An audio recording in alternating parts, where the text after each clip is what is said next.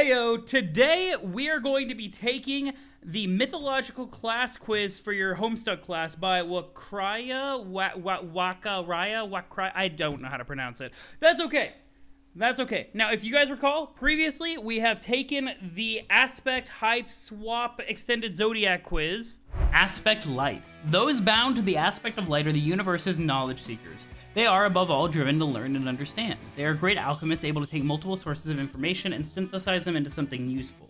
So today we're going to be finding out the class that goes with that aspect to see if I'm actually secretly a Vriskastan in disguise. So let's start. Do you and your friends share interests with each other? Well, yeah. Yes. Yes. Yes. You often try to share that which you think with others to enjoy them and are always open to hearing what your friends' passions are. You don't want to be a bother to most. I love being a bother to people. You tend to choose friends based on your interests, so sharing them is a given. New interests may need to take a bit of time to root. Nah, I'm pretty passionate. I'm pretty open to hearing other people's passions. Like, honestly, this is me all the way. Two of your friends are bickering. Their argument seems to be escalating quickly, and you decide to intervene immediately? No, let people argue. Let people fight. People having disagreements and fighting is pretty natural. It's a very simple, natural part of life, guys. So, nah. Stay in the periphery of the argument. I'll jump in if things start to get out of control. Honestly. Well, actually, if you find whatever they're talking about to be interesting or think you could offer your 2 cents on the issue, you'll try to expose your thoughts. Okay, guys, so you're about to find out that I'm a nosy bitch. Quite frankly. I am a nosy bitch, so this is me. If somebody's having an argument, I'll be like, they can sort it out. Until they suddenly start talking about shit I'm interested in, like, oh, okay, well, time for me to get up, let me armor up. I'm getting into this. We're having a scrap. So, okay, look, I'm nosy, okay?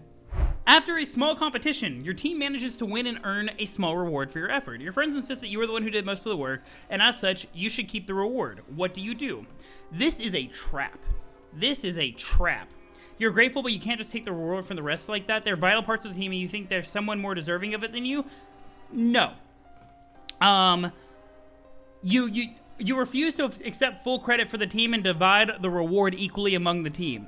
And this is not just like, oh no guys, I didn't do it. Even if I know I carried the team, even if I know I carried their ass up the mountain, chucked them down, and then ran past them on the way down, that's not what's important. What's important is making sure the team's ready for the next fight. You know what I'm saying? Making sure that this is an investment. This reward sharing, it's an investment to make sure the team is ready to go. Everybody is feeling confident and ready to throw hands next time. By the way, very much enjoying this quiz so far. I did not realize there were 40 questions in this quiz. This feels like it's going to be a little bit in-depth. After a long, heated argument with a friend about a topic you're very interested in, you realize you've been wrong all along. How do you react to this realization? Guys, I feel like, so I know that realistically, everybody should do this. That should be most people's reactions, but not everybody's that. Not everybody does that, and that's okay. It can be a little bit frustrating to be wrong. So incredibly wrong. Like, this isn't just me talking up like how I am. I think this is just me. I like to be like, yo, my bad, you right, even if I'm a little stubborn getting there. During a trip to an arcade, you've managed to earn enough points to get an item in exchange for game tickets. You've had your eyes on an adorable plushie, because plushies are amazing, but a younger family member has set their sights on something else. What do you do? Okay, look, I just want to point out something. I got the tickets. The little kid clearly is not skilled enough to acquire their own tickets.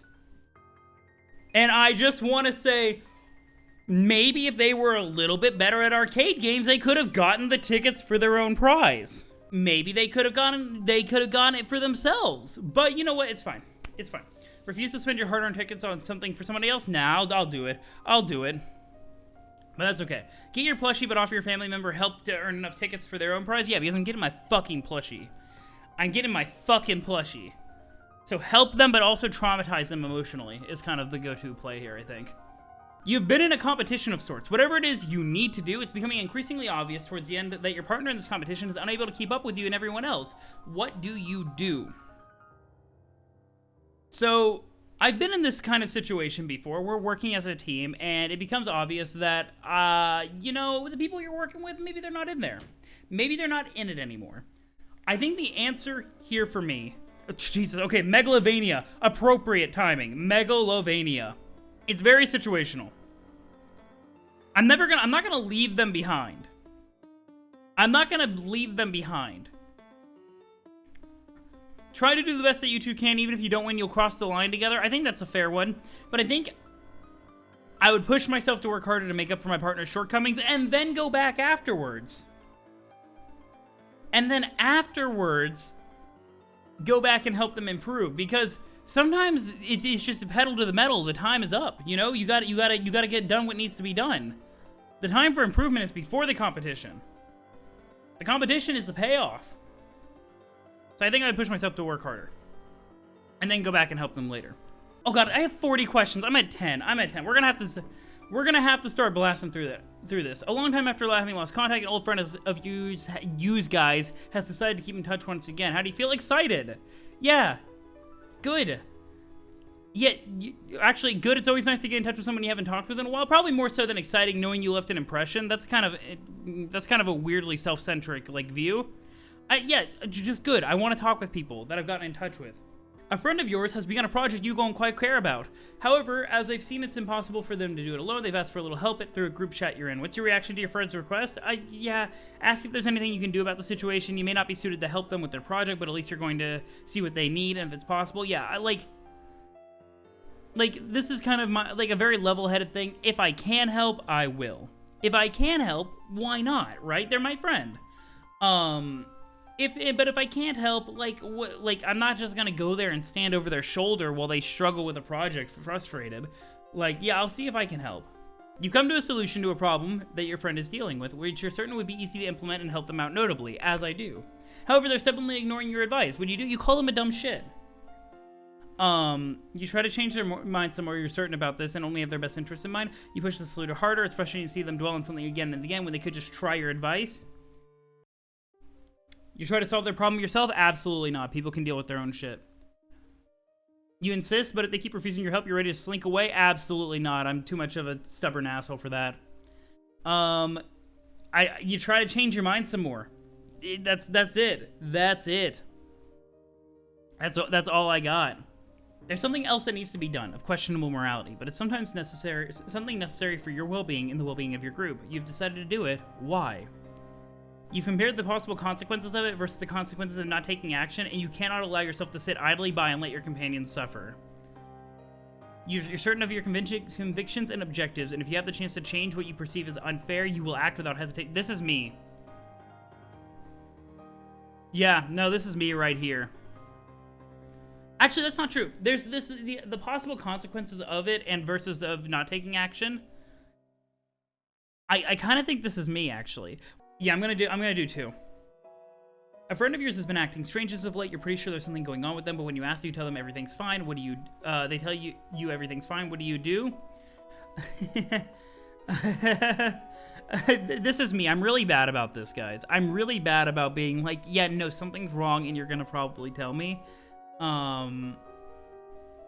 But I also have gotten better about setting those boundaries over the years. I mean, okay. Sometimes you just need time to process, and you'll come to me if you're feeling it. And just reminding people that you're there for them is really important. So I think this is actually more of a 3. This is something I've had to work on for myself. You're about to start a board game with your friends, but first everyone needs to pick what figurines represent their characters. Pick first and take the figurine you like most before somebody else takes it. Absolutely. No questions asked there. You've recently joined a new social circle. It's quite enjoyable and you share a variety of interests, but everyone else has a shared interest in something you dislike or don't agree with. Despite this, you continue to hang out with them. You enjoy sharing your shared interests and passions, but whenever that thing you don't agree with comes up, you feel left out. That's actually very real. I think that's probably most accurate. I do tend to feel left out if, I'm with a bunch of group of people and they're into something and I'm just not feeling it. It's it's not really, my thing, and I'll still hang out with them, though it is a little lonely. This quiz is very insightful right now. I'm very much enjoying this quiz. It feels a lot more refined than some of the other quizzes I've seen on the internet for kind of similar things. After having followed a series for years, the ending left you unsatisfied for some reason. So like every season of every TV show I've watched over the last 5 years, what do? You don't mind if the ending wasn't perfect, as long as others enjoy it. And you suppose everyone has their taste and preferences. The ending just didn't align with yours. You comment about how bad the ending was for a while after the series ended and soon stopped talking about it. You simply move on. You're belligerently opposed to the ending and are very vocal about your distaste and opinion on it. Whenever the series comes up again, you can't help but remember the bad taste it left on you. That one, so it's one of these two. I think it's more this one. I don't know if I would go out of my way to vocalize how pissed I was about the ending, but it would definitely leave a bad taste in my mouth, and that's probably me. After having been working together on some project for some time, your mistakes have made your friends turn against your ideas. They begin shutting you down, telling you your input isn't needed, and eventually that you can't contribute to what they're doing anymore. I think I would still try to give them my inputs and thoughts to show that I'm valuable to the team. I'm like a very, I'm definitely like the kind of person that doesn't want to give up on stuff like that, and I definitely feel like I'm right a lot, which probably puts me into more hot water than I should.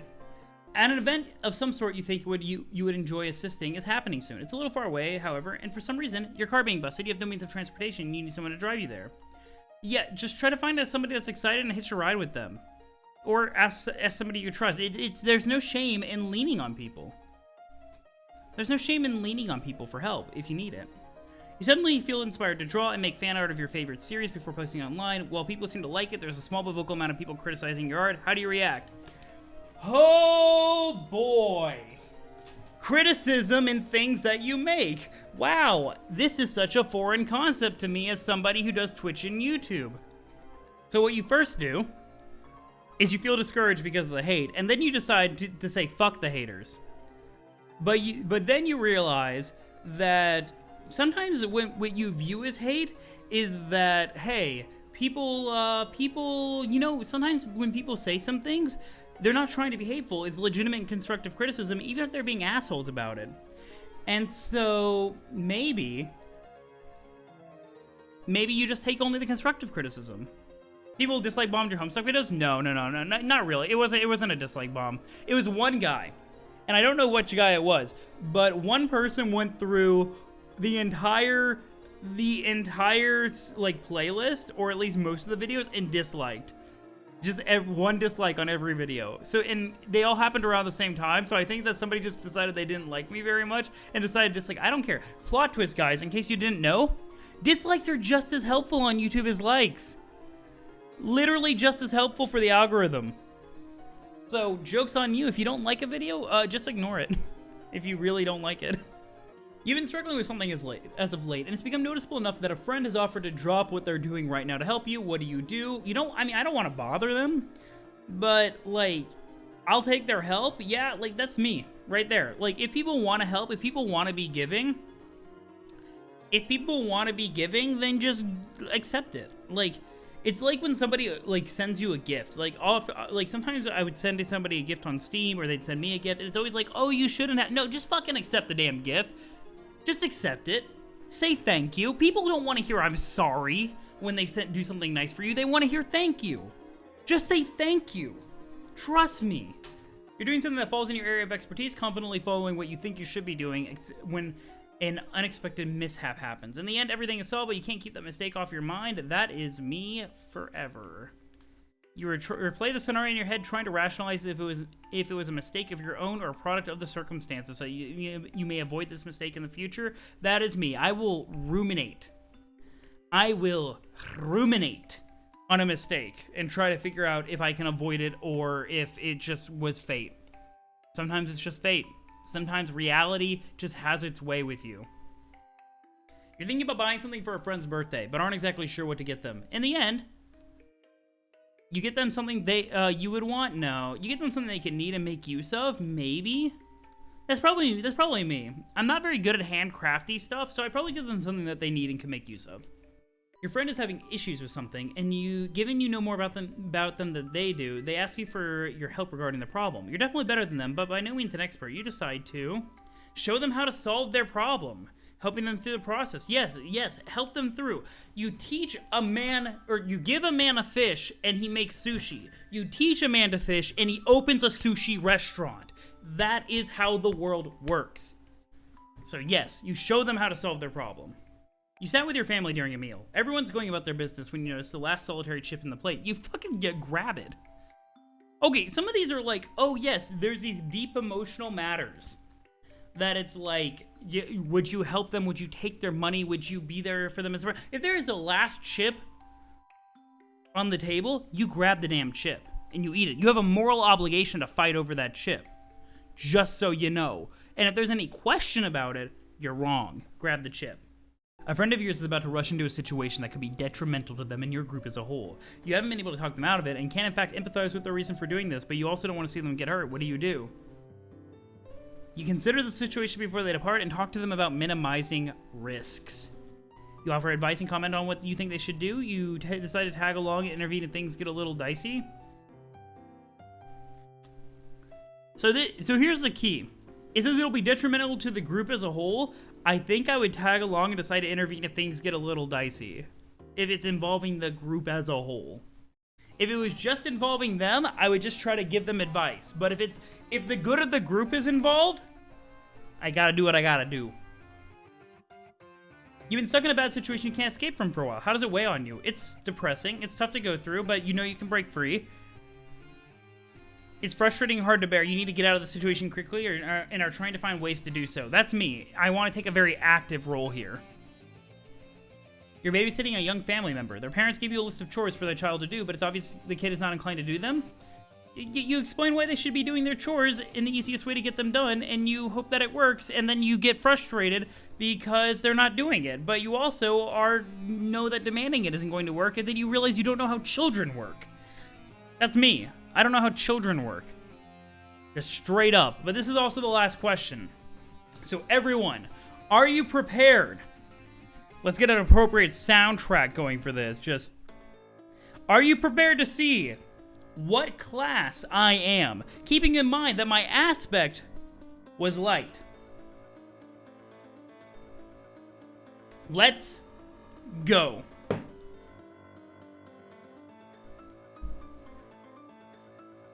Where are we at? I am a maid.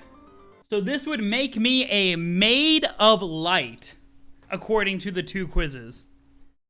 Those born with the role of maid tend to differ from their peers. Generally alienated from the norm in some way or other, they struggle with what fate has in store for them and fight to liberate themselves in order to be happy. The world wants to seem to give them more than they are willing to, with a little payback, wearing themselves out, and only by gaining control of their situation and inserting what they can be, what they want, can they fully express themselves. Interesting. But there we go. I am apparently made of light. There we are. And I have a pretty cool god tier costume because look at that hood. It's pretty fly.